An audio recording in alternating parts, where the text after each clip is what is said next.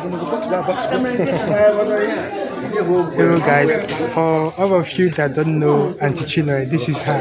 Yeah, the most beautiful auntie in Ezra from Ezra. So, I don't know where you're going to, but just come down. You know, I know when you are small. So just come down. I don't know why you're growing like Iroko tree. I will come down. Thanks for coming, bro. I love you. Thank you. I will. Bye.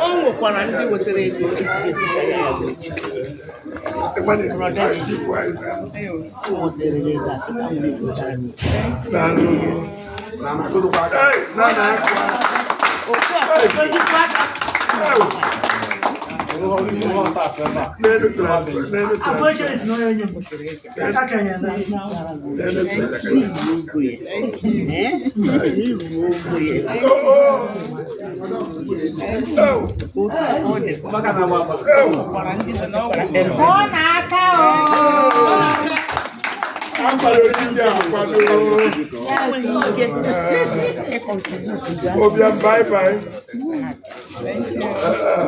Thank you. Today, Nataya. Thank you. Thank you.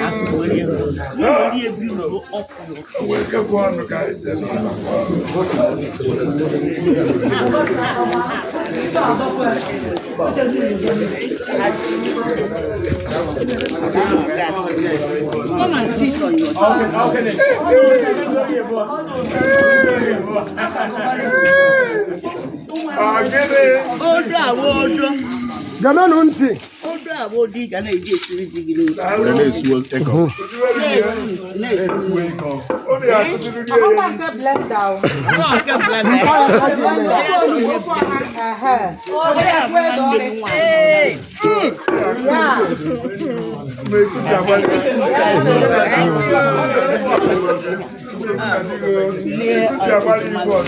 Thank you.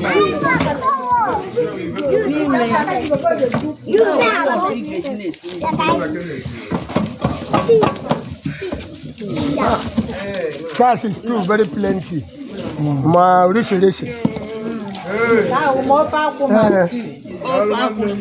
No.